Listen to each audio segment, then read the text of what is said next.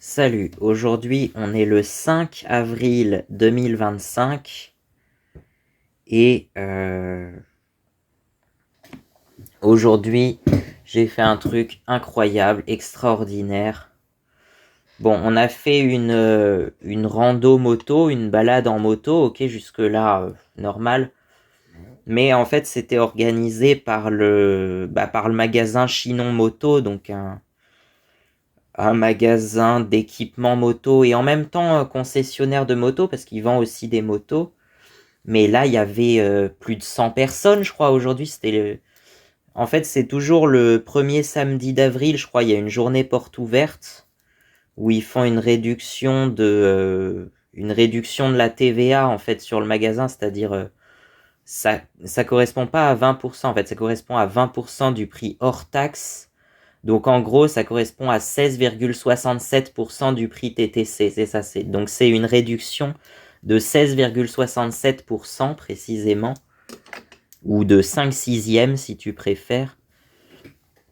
Enfin de 1 sixième, c'est une réduction d'un sixième. Et voilà, et nous à l'origine on connaissait pour ça. Mais il y a aussi effectivement une grande rando moto. Et ce qui se passe, c'est qu'aujourd'hui, il faisait super beau en plus. Donc forcément, il y en a beaucoup qui en ont profité. Il y aurait eu apparemment plus de 160 motos en tout. Ouais, c'est vraiment beaucoup. Et apparemment, il y en a un qui disait, je crois qu'il y avait eu une rando à Antoigné dans le Maine-et-Loire, pas loin de Montreuil-Bellay, pour ceux qui connaissent. La rando d'Antoigné, apparemment, il disait 290 motards, un truc comme ça en tout. Parce qu'il compte en personnes, il y en avait 290 et certainement 200 ou 250 motos du coup au moins. Donc voilà. Non, là on était, je crois, ils disaient 160 et du coup ils avaient fait deux groupes pour parce qu'ils pensaient pas en fait, ils pensaient pas qu'on serait aussi nombreux. Même moi je trouvais il y en avait tout autour du magasin de motos, il y avait des motos de partout jusqu'à la petite station essence à côté là. Et puis voilà. Bon, finalement, ça n'a pas été trop le bordel. Il y en a pas trop, il y en avait quelques-uns, oui, qui s'amusaient un peu à faire hurler le moteur, là, dans les tours au rupteur, ils appellent ça, je crois. Mais franchement, ça allait, c'était pas trop d'excès non plus, hein, il y avait pas trop d'excès non plus. Mais voilà, quoi, c'était sympa. C'est vrai qu'on était très nombreux. On a fait, dans le premier groupe, on devait être 70, et puis dans le deuxième, près de 100. Quelque chose comme ça, je sais plus. On a été, c'est simple, on est parti de Chinon et on est allé jusqu'à Saumur en passant par Camp de Saint-Martin. Et donc, on a fait Camp de Saint-Martin, Montsoreau. Ensuite, on a traversé la Loire entre Montsoreau et les Varennes-sur-Loire, là, sur le pont un peu. Enfin, je trouvais que ça faisait un peu pont Gustave Eiffel, mais en fait, c'est un peu. Il date d'un peu après Gustave Eiffel, ou je crois que c'était 1913, donc il était encore en vie, Gustave, mais il avait déjà 80 ans à l'époque, tu vois. Donc, ouais, et il est mort en 1923 à l'âge de 95 ans. C'est pour ça ils ont fait un. Ils en avaient parlé, je crois, en décembre 2023. Bah, c'était pour les 100 ans de sa mort, justement. Je crois qu'il y avait un film sur Gustave Eiffel qui était repassé à la télé, où il y avait un pont à Bordeaux. Bah, c'est le premier pont qu'il a construit, je crois, à Bordeaux, entre 1858 et 1860, il me semble. Je crois que c'est ça. Bon, là, on s'éloigne un peu. Bon, le pont des Varennes-Montsoreau, je crois qu'il s'appelle. Il me semble qu'il a été construit entre, je sais plus si c'est entre 1913 et 1917, mais quelque chose comme ça. Euh, donc voilà. On était très nombreux donc, et puis forcément nous, moi et mon père, on était avec des 125, donc papa il avait un scooter 125, mais bon, pourquoi pas. Et moi, j'avais la fameuse XTX. Donc voilà, je l'ai un peu poussé la XTX d'ailleurs, hein, parce que on était un peu à la traîne. Faut dire que des fois, il respectait pas toujours les limitations de vitesse, mais bon, on s'en confessera. J'espère qu'on nous le pardonnera parce que. Puis je vais aussi. J'avais dit, je tenais à faire une prière pour ceux qui sont malheureusement victimes des accidents de la route et tout ça, surtout en moto, effectivement. Euh, je vais faire une prière pour ça, et puis je sais pas quel saint on prie pour les motards. S'il y a un saint patron des motards, je ne sais pas qui c'est, mais il y a le saint patron de la chasse, il y a le saint patron des boulangers, il y a le saint patron des vignerons aussi. Mais est-ce qu'il y a un saint patron pour les motards? Tiens, ça j'aimerais bien savoir. À mon avis, vu que c'est quand même assez récent, il doit pas y en avoir. Je sais pas s'il y a un saint, mais il y a une histoire. Je sais plus, je crois que c'était en Inde. Il y avait une histoire un peu paranormale à partir d'une moto. Enfin,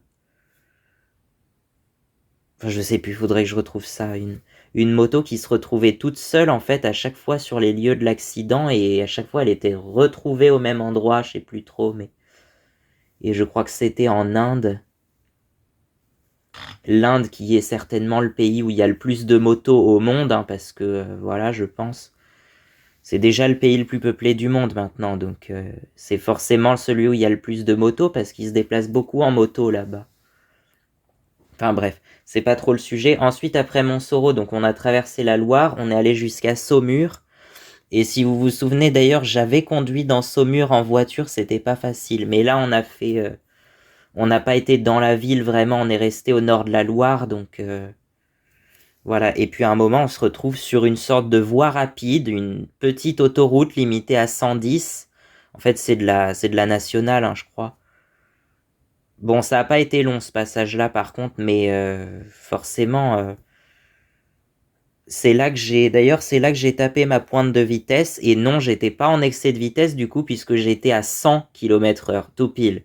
J'ai réussi à monter à 100 avec ma XTX, mais bon, je vous le conseille pas trop. Moi, je conseille plutôt de rouler tranquille à 80, puis d'éviter les autoroutes et voies rapides. Même si apparemment, avec une 125, on peut rouler sur autoroute, mais c'est clairement pas conseillé, hein. C'est pas conseillé du tout. Mais apparemment, on peut quand même rouler sur autoroute avec une 125. Bon. D'ailleurs, il disait, je crois que la rando moto, c'était à partir de 125 cm3, parce que c'est vrai qu'après, les autres, ils suivaient pas trop. S'il y avait des 50 ou même t'as des motos en 80 cm3, c'est assez rare, mais il y en a eu des motos en 80 cm3. Et puis les 125. Et il y avait beaucoup, effectivement, de grosses cylindrées, hein, au-dessus de 600 cm3. Par contre, entre 125 et 600, c'est vrai que c'est assez rare, hein. Il y avait une Duke 390 quand même, une KTM. Une KTM Duke 390. Je sais plus ce qu'il y avait d'autre. S'il y avait d'autres motos de moyenne cylindrée entre 125 et 600, mais voilà. On était vraiment très nombreux. Donc là, j'arrive à taper ma pointe de vitesse à 100 km/h tout pile, au je sais pas combien de tours minute, en cinquième, hein, parce que c'est une boîte 5 vitesses. En cinquième, à je sais pas combien de tours minute, j'arrive à monter à 100 km/h tout pile, et je me suis dit, bon, on va essayer de monter à 100, et puis à 100 j'arrête, parce que là, j'ai pas trop envie de l'abîmer non plus. Donc je montais à 95, 96, 97, 98, 99, 100. Puis je suis redescendu tout de suite après à 99, tu vois. Voilà. Et puis on arrive au niveau d'un rond-point où il y avait, je crois, une petite station essence, mais on n'a pas fait le plein finalement. C'est pour ça qu'il disait, avant de partir, il disait faites bien attention à votre plein ou surveillez votre plein ou un truc comme ça parce que voilà. Et puis moi, je voulais faire le plein plus tard finalement.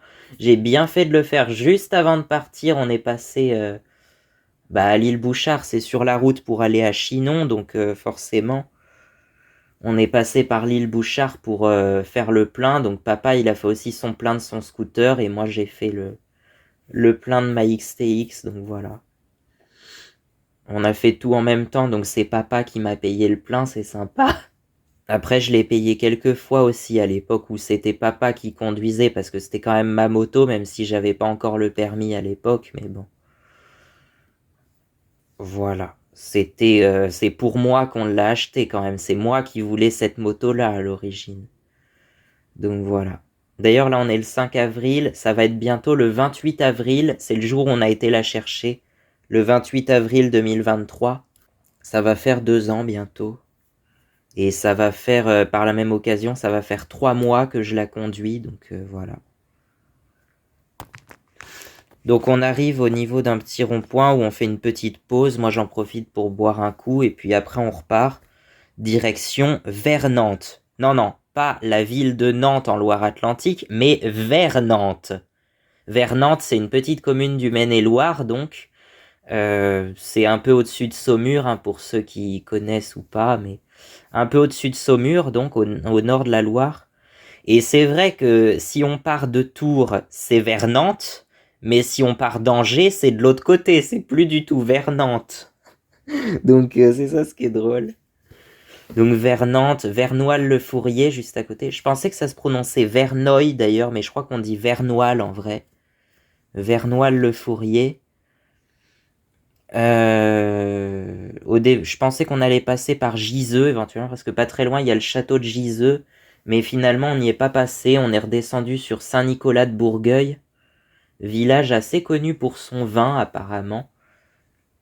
Saint-Nicolas de Bourgueil. Et puis, on n'est pas passé dans Bourgueil. On a dû contourner un peu Bourgueil, je pense, pour arriver à Restigné. Et à Restigné, on a fait une pause avec tous les motards dans un bar du village. Mais laisse tomber le monde qu'il y avait. Il y avait énormément de monde. Je te dis, on était plus de 100, donc on était peut-être même 160, je crois. Papa, il dit 160. On était 160 apparemment. Donc ouais, voilà. Alors moi, j'ai pris un petit verre de menthe, pour me rafraîchir. Et puis papa, il a pris quoi? Il a pris un Orangina, je crois. Et puis voilà. Et puis comme c'était autour de 16h30, par là, j'ai pris mon goûter par la même occasion parce que je prends toujours un goûter. Pour moi, c'est un des 4 repas de la journée. Donc à 8h, 12h, 16h, 20h, tu vois, ça correspond à peu près à toutes les 4 heures dans la journée. Et donc je mange 4 fois par jour. Ouais. Mais par contre, je mange peut-être moins que la moyenne des gens. C'est vrai que je fais des repas plutôt légers en général. Même si là, il est temps que je maigrisse un peu parce que j'ai fait... pareil, j'aime bien me faire plaisir aussi, mais bon, je faisais plus trop attention à ce que je mangeais. Là, je pense que je vais recommencer à faire attention cet été. Là, c'est possible, printemps-été. Je vais recommencer à... Voilà. Je sais pas, ça fait longtemps que je me suis pas pesé, mais bon, c'est pas très important. Je suis pas devenu obèse non plus, quoi, hein, c'est bon. Mais donc voilà. Restigné, oui, on en est à Restigné, là. Donc on est repassé en Indre-et-Loire entre-temps. Ouais, donc on a fait 2 départements, du coup on a été dans le Maine-et-Loire un peu. Elle a fait combien de départements, ma XTX? Parce que le Maine-et-Loire, elle avait jamais fait encore. Elle a fait le Loir-et-Cher début mars, ça ok. L'Indre-et-Loire, bien sûr. Après, elle a été immatriculée en Vendée à l'origine, donc elle était certainement en Vendée au tout début, et on a été la chercher dans les Deux-Sèvres. Donc elle a été dans les Deux-Sèvres, et ensuite on a fait aussi un road trip dans la Vienne et les Deux-Sèvres. Donc voilà, elle a fait la Vendée, les Deux-Sèvres, l'Indre-et-Loire, la Vienne, à nouveau les Deux-Sèvres, le Loir-et-Cher et le Maine-et-Loire. Voilà. Elle en a peut-être fait d'autres départements, je sais pas, mais avec moi en tout cas, elle a fait l'Indre-et-Loire, la Vienne, les Deux-Sèvres, le Loir-et-Cher et le Maine-et-Loire. C'est à peu près tout et c'est déjà pas mal. Et puis à cela, faudrait ajouter la Vendée, je pense peut-être même un petit peu de la Charente-Maritime si elle est descendue là, je sais pas trop. Je connais pas son parcours exact, hein, mais elle a été immatriculée en Vendée, c'est sûr, et certainement vendue à Niort, mais à quelqu'un qui habitait en Vendée. Donc voilà. Je pense que c'est ça l'origine. Donc le premier propriétaire devait être en Vendée, le deuxième dans les Deux-Sèvres, et le troisième, c'est moi certainement, donc qui suis en Indre-et-Loire. Donc voilà. Après Restigné, bon, on est reparti tranquille avec papa, donc on est repassé par le hameau de Port-Boulet, entre Chouzé-sur-Loire et La Chapelle-sur-Loire. Ah oui, on est passé par La Chapelle-sur-Loire en plus, alors que je connais quelqu'un qui habite par là. On est passé devant chez lui, hein, je dirais pas où exactement, mais on est passé devant et bon, en même temps, j'aurais pas été le déranger. Je sais même pas s'il était là, donc La Chapelle-sur-Loire. Le pont de Port-Boulet, donc, et puis on arrive à la centrale de Chinon-Avoine, là, Avoine, Beaumont-en-Véron. On redescend sur Chinon, et puis voilà. Ça fait une belle balade. En tout, je pense que ça faisait presque 100 km parce que, arrivé à Chinon, j'ai fait le plein à 8134 km précisément. Arrivé à Chinon, on était à 8150, tout pile. Et au retour à la maison, j'ai pas regardé au retour à Chinon par contre, mais au retour à la maison, on était à 8269. Donc à cela, faut retirer, je crois, 24 km, quelque chose comme ça. Ça fait 8245. Donc on aurait fait 95 km. On aurait fait, enfin la rando aurait fait 95 km certainement. Je sais pas exactement, mais ouais, bien 90 km. C'est vrai que c'était long, c'était très long, et surtout on était très nombreux. Mais il y avait, ah oui, je l'ai peut-être pas dit encore, on était quasiment toujours derrière, mais il y en avait un qui faisait, entre guillemets, moto-balai, donc était toujours derrière moi, sur une Kawasaki ZR7, je crois. Il me semble que c'est ça le modèle, je connaissais pas trop, mais c'est une 700 cm3, 4 cylindres, refroidissement par air et à carburateur en plus. Donc voilà, je pensais que c'était un truc assez ancien. Finalement, elle a été produite entre 99 et 2004, donc pendant pas très longtemps, mais elle a assez bien marché par contre. Ça a été un grand succès, mais elle n'a pas été produite longtemps apparemment. De 99 à 2004, donc je pensais que c'était plus ancien, moi je pensais que c'était plutôt début années 90, tu vois, de 92 à 99, tu vois. J'aurais dit plutôt cette époque-là, mais en fait non, c'est un peu plus tard que ce que je pensais. Il y avait des motos, pas trop de motos très anciennes, mais il y avait des motos des années 90, ouais, je pense. Donc la mienne, elle était dans une bonne moyenne, elle est de 2006, et puis le scooter à papa, il est aussi de 2005, je crois, par là. Il y avait des motos de toutes les époques, plus ou moins, enfin depuis les années 90, ouais. Il y en avait pas trop, il y avait pas trop de motos très anciennes. Il y en avait peut-être une qui était très ancienne, je crois, j'ai cru avoir vu. Après, il disait, bon, c'était minimum 125 cm3, je pense.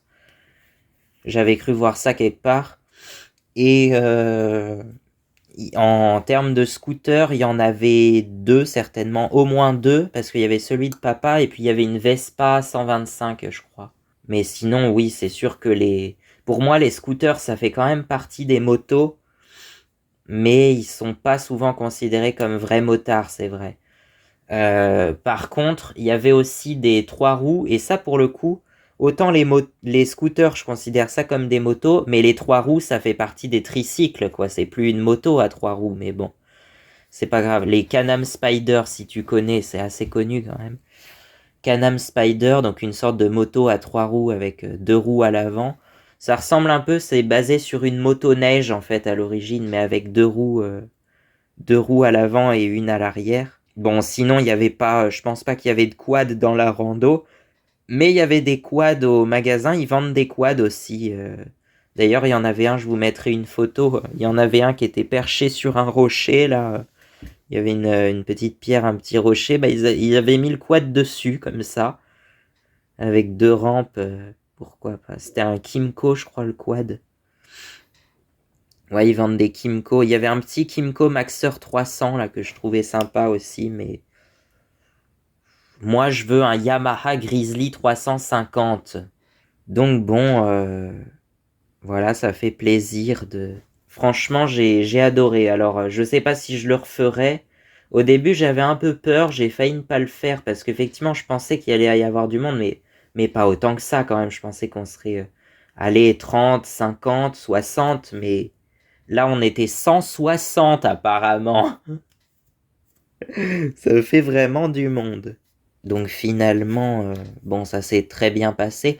Il y en avait aussi pour un peu sécuriser les ronds-points. Ils se mettaient en travers du rond-point pour qu'on puisse passer. Ouais, il y avait des motos comme ça qui faisaient un peu qui faisaient la sécurité un peu. Et puis il y en avait une derrière moi, la moto balai. Alors je sais pas si s'il était désigné comme ça de base ou si c'est lui qui a décidé de faire moto balai, je sais pas. Je pense qu'il y a quand même une organisation parce que laisser plus d'une centaine de motos partir ensemble comme ça, c'est quand même assez chaud en organisation quand même, hein, pour pas qu'il y ait d'accrochage et tout, que tout le monde se suive, qu'ils se perdent pas en chemin aussi. C'est assez chaud quoi, hein. Il y en avait, je pense qu'il y en avait devant en éclaireur et puis il y avait une moto balai derrière, effectivement, hein. Et puis il y en avait qui faisaient qui entre guillemets bloquaient les ronds-points, mais juste pour qu'on puisse passer, quoi. Parce que, ouais, c'est sûr. Bah alors les gens, moi, après ça dépend, peut-être que les avis sont très partagés, mais dans les villages qu'on traversait, les gens, ils étaient contents, ils aimaient bien, enfin, ils nous saluaient, ils nous disaient bonjour, voilà. Ils avaient l'air contents. Mais c'est vrai que après c'est pas tous les jours qu'il y a une centaine de motos qui traversent des petits villages comme ça, hein. Après, là c'est une fois par an, je suppose. Mais apparemment, il disait la rando d'Antoigné, il y aurait plus de 300 motos, enfin 300 casques et certainement 250 motos, quoi, quelque chose comme ça. C'est énorme. Moi, je pensais pas qu'il y en aurait autant. Et au contraire, je préfère être en petit groupe, notamment si on fait une simple rando moto entre amis. Je disais au hasard qu'il faut pas qu'on soit plus de 7, pas plus de 7 motos. Pourquoi 7, je sais pas, mais voilà. 7 motos, donc à peu près 14 personnes au grand maximum, puisque si on considère qu'on peut être deux sur une moto, la plupart ont une selle biplace quand même. Mais voilà.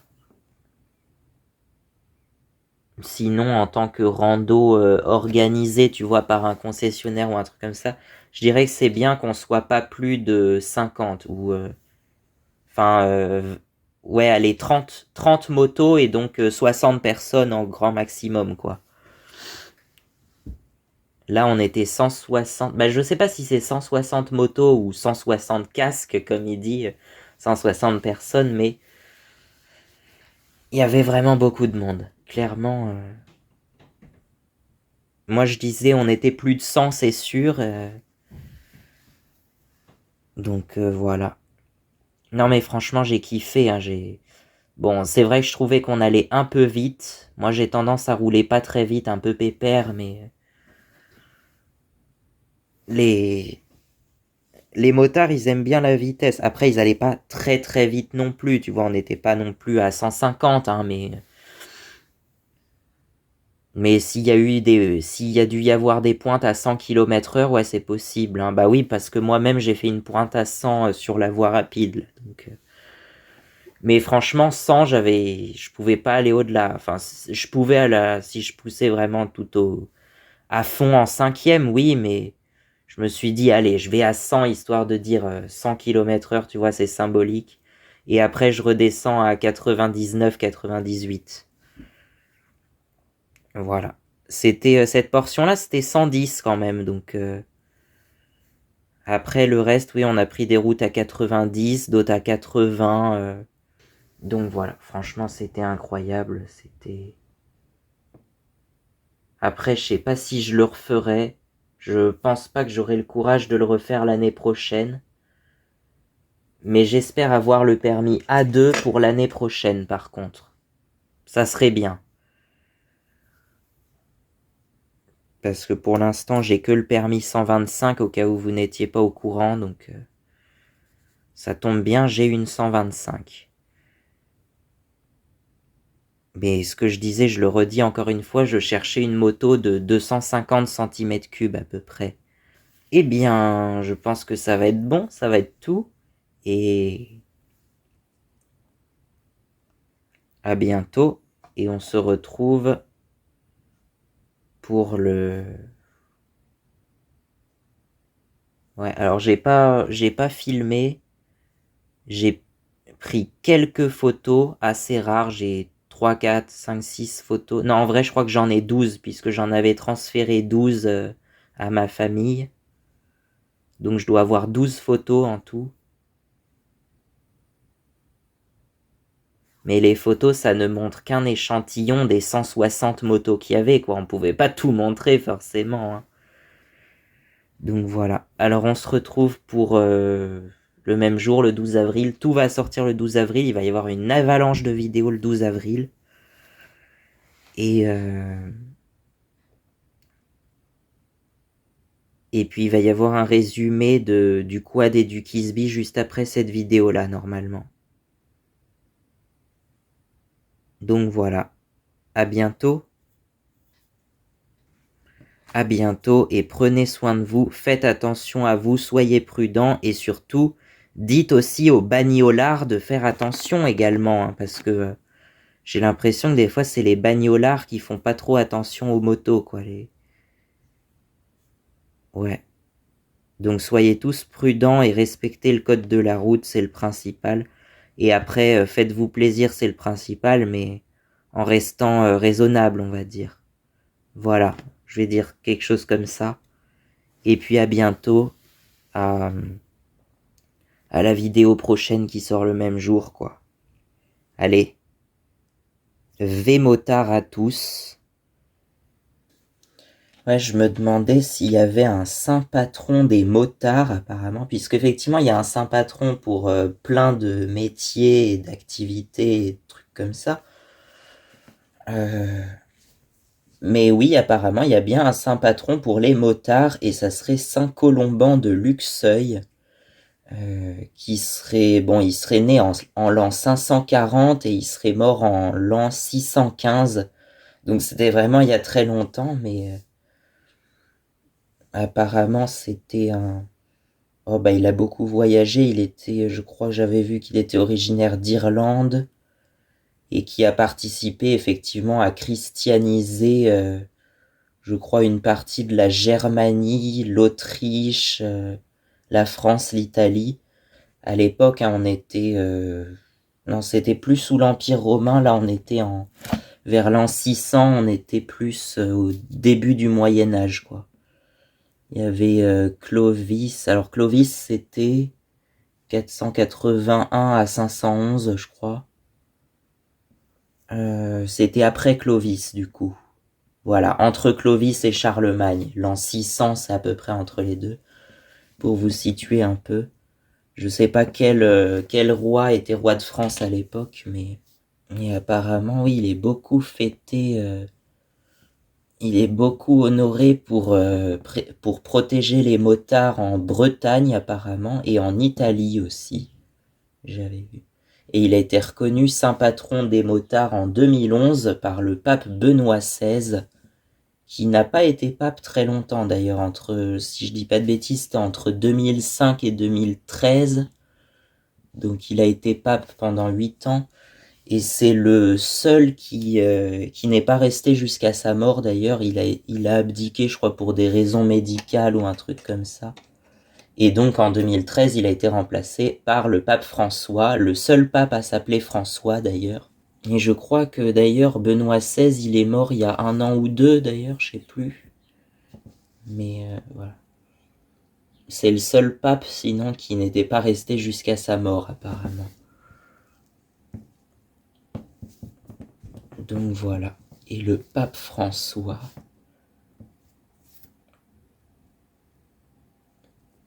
Donc voilà, on sait qu'il y a un saint patron pour les motards. On pourra prier Saint Colomban de Luxeuil si on veut, hein,